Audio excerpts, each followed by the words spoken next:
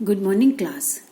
जैसा कि आपको लास्ट क्लास में हम लोगों ने डिस्कस किया था कि जब कोई कंपनी शेयर्स इशू करती है पब्लिक को तो वो फॉर कैश और फॉर अदर देन कैश, और उसके साथ कंडीशंस हैं पार एंड प्रीमियम।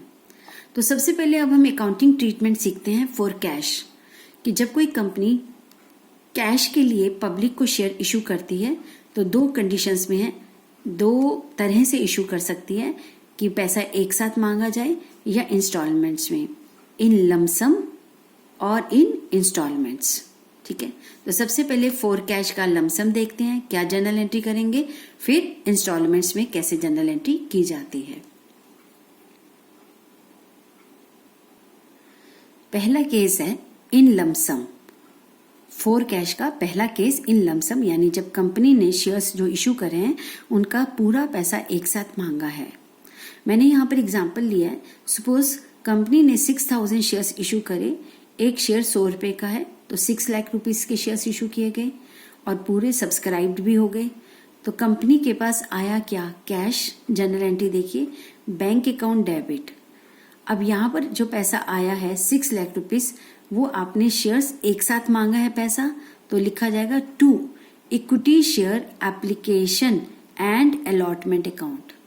पैसा आया, शेयर एप्लीकेशन यानी एप्लीकेशन भी आ गई, अलॉटमेंट सारा एक साथ आ जाए तो हम लिखते हैं equity share application and allotment. अब इस पैसे को, पहले तो पैसा आया, आने के बाद इस पैसे को कहाँ ट्रांसफर करते हैं, शेयर कैपिटल में। तो यहां पर आपका नरेशन बहुत लिखना जरूरी है। बीइंग अमाउंट रिसीव्ड, अमाउंट मिला, फिर लिखेंगे being amount transfer to share capital. तो ये जो क्रेडिट किया था, अगली एंट्री में हम इसको डेबिट करेंगे। Equity share application and allotment account debit 6 lakh to equity share capital account 6 lakh.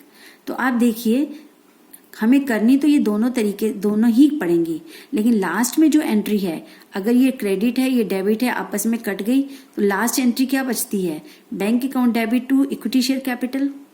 जब आप 11th में भी जर्नल एंट्री करते थे तो एंट्री सोल प्रोप्राइटरशिप या पार्टनरशिप में bank account debit to partners capital account या bank account debit to capital account लिखते थे। लेकिन ये कंपनी है तो कंपनी में शेयर कैपिटल वर्ड आएगा, क्योंकि यहाँ पर शेयर होल्डर्स हैं अलग अलग। तो आपकी लास्ट एंट्री तो एक ही बची ना, bank account debit to equity share capital. लेकिन पहले हमें इसे पार्ट्स में कि पहले पैसा आया फिर ट्रांसफर किया शेयर कैपिटल में, आपको ये एंट्रीज ऐसे दिखानी होंगी। तो जब भी पैसा एक साथ मांगा जाए तो आपको ये दो जर्नल एंट्रीज करनी होंगी।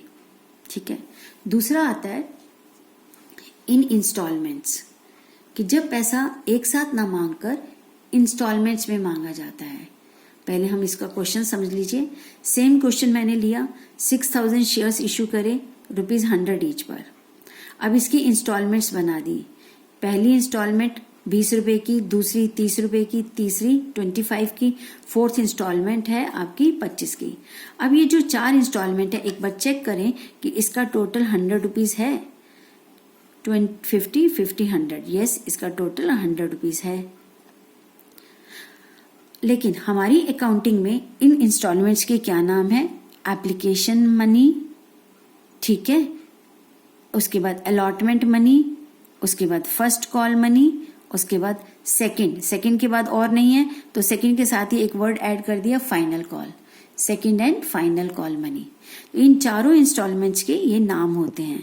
इनके नाम ऐसे क्यों पड़े हैं, इसके पीछे देखिए कि जब पब्लिक न्यूज़पेपर में ऐड देती है या प्रोस्पेक्टस इशू करती है कि जो लोग कंपनी के शेयर खरीदना चाहते हैं वो अप्लाई करें विद इतने मिनिमम अमाउंट से। यानी जब शेयर होल्डर्स अप्लाई करते हैं तो अप्लाई करते समय एक टोकन मनी भेजते हैं ना, वो कितनी मनी भेजेंगे वो कंपनी उनको लिख कर देती है, तो वो है एप्लीकेशन मनी, 20 रुपए। अब एप्लीकेशन आई, उसके साथ 20 रुपए आ गए।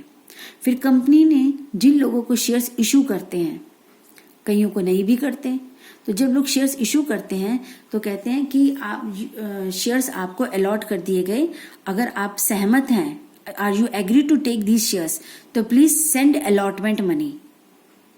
तो इसलिए जब वो लोग, कभी कभी ये भी हो सकता है आपने अप्लाई तो किया लेकिन बाद में आप नहीं लेना चाहते, तो कंपनी आपको अलॉट करते समय पूछती है if you are agree to take, allot कर रहे हैं हम आपको इतने शेयर्स, तो आप सहमति के लिए अलॉटमेंट मनी इतनी भेजिए। तो जब शेयर्स अलॉट हो जाते हैं तो जो शेयर होल्डर है वो अलॉटमेंट मनी भेज देता है। फिर उसके बाद फर्स्ट कॉल का पैसा, ये वाला जो पैसा है कंपनी को जब जब चाहिए होता है वह तब तब मंगा लेता है, उसको इन्फॉर्म करता है, वो पैसा भेज देते हैं। तो इस तरह से ये 4 इंस्टॉलमेंट में पैसा मांगा जाता है।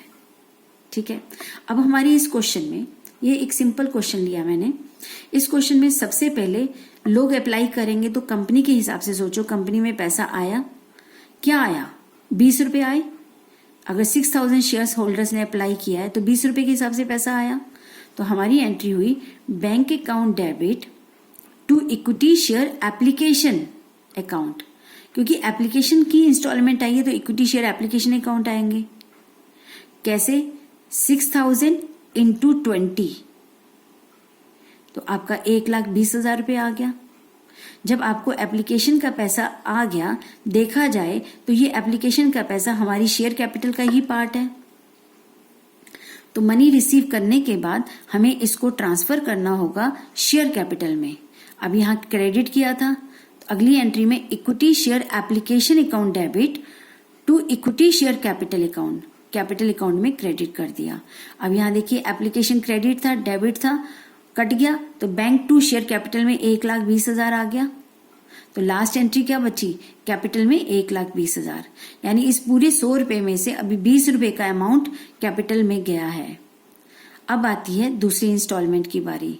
दूसरी इंस्टॉलमेंट हम मांगेंगे तो वो लोग देंगे ना, कंपनी उनको बोलेगी कि हम आपको शेयर्स अलॉट कर रहे हैं तो अलॉटमेंट मनी भेजो। पहली इंस्टॉलमेंट में तो पैसा पहले आता है, बैंक टू शेयर एप्लीकेशन, लेकिन जो हर इंस्टॉलमेंट की 2-2 एंट्री हैं। देखिए मैंने एप्लीकेशन की ये 2 एंट्री करी। अब आती है बारी अलॉटमेंट की। अलॉटमेंट के अंदर पहले पैसा मांगा जाता है, मांगने को बोलते हैं ड्यू करना।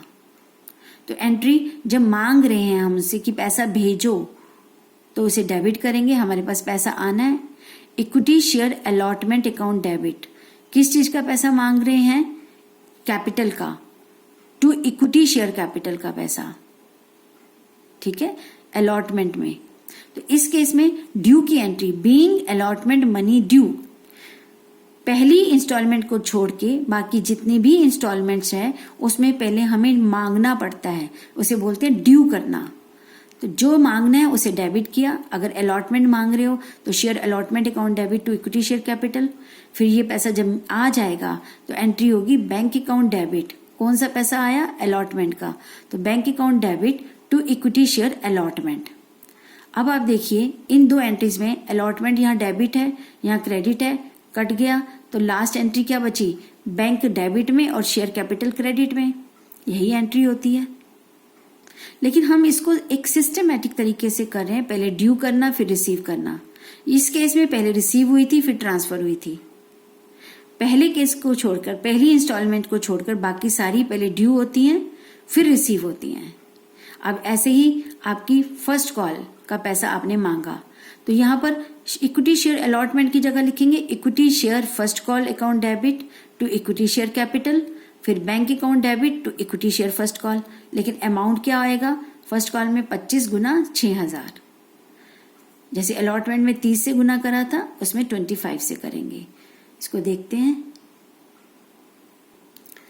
तो हमारी ड्यू करने की एंट्री, कॉल मनी को equity share first call account debit, company को लेना है तो कंपनी को डेबिट किया, किस चीज का, टू इक्विटी शेयर कैपिटल 1,50,000। अब ये 1,50,000 कैसे आया, जो फर्स्ट कॉल है वो 25 रुपए की थी, तो 6000 इंटू 25 ये अमाउंट आ गया। अब ड्यू करने के बाद ये पैसा आएगा कंपनी के पास, तो एंट्री होगी bank account debit to equity share first call. अब फर्स्ट कॉल यहाँ डेबिट थी, यहाँ क्रेडिट थी, cancel, bank debit capital credit, entry बची बैंक टू कैपिटल। सेम इसी तरह सेकंड कॉल का पैसा जब मांगेंगे तो सेकंड कॉल ड्यू करेंगे, being second call money due. Second call का कितना पैसा है, वो भी 25 रुपीज था, टू इक्विटी शेयर कैपिटल। आप देखिए एंट्री सारी फर्स्ट वाली एंट्री को छोड़कर बाकी सारी एंट्री में पहले ड्यू करना है फिर अमाउंट रिसीव करना है। फर्स्ट एंट्री में पहले अमाउंट आएगा, फिर ट्रांसफर करेंगे इक्विटी शेयर कैपिटल में। तो ऐसे ही इक्विटी शेयर, ये आपकी ड्यू की एंट्री होगी, फिर ये अमाउंट रिसीव करना है तो bank account debit to equity share second call. अगर हम इन सारी एंट्रीज को कंबाइन करें तो हर 4 जो इंस्टॉलमेंट हैं 2-2 के पेयर में, उनका नेट एंट्री जो बचेगी काट पीट कर, तो बैंक टू शेयर कैपिटल ही बचती है। तो लास्ट में तो एक ही एंट्री बची, bank to equity share capital, ठीक है ना। और जब हम लमसम में पैसा मंगाते हैं तो लमसम के अंदर भी हमारी एक ही एंट्री बचती है। वो एक एंट्री क्या बचती है, bank account debit to equity share capital, क्योंकि यहाँ जब एक साथ पैसा आ रहा है तो हमने एंट्री करी bank account debit to equity share application and allotment, फिर इसको डेबिट करके कैंसिल कर दिया, तो लास्ट यही एंट्री बची। बस ये एंट्रीज आपने अच्छे से समझनी है, रटनी नहीं है, समझकर याद करनी है क्यों ऐसा हो रहा है, तो आपको क्वेश्चंस में दिक्कत नहीं आएगी, ठीक है। तो आप इन क्वेश्चंस की इस थ्योरी पार्ट को समझें, याद करें, और नेक्स्ट क्लास में हम क्वेश्चंस की प्रैक्टिस करते हैं, फिर आपकी टर्म्स भी समझानी है। थैंक यू बेटा।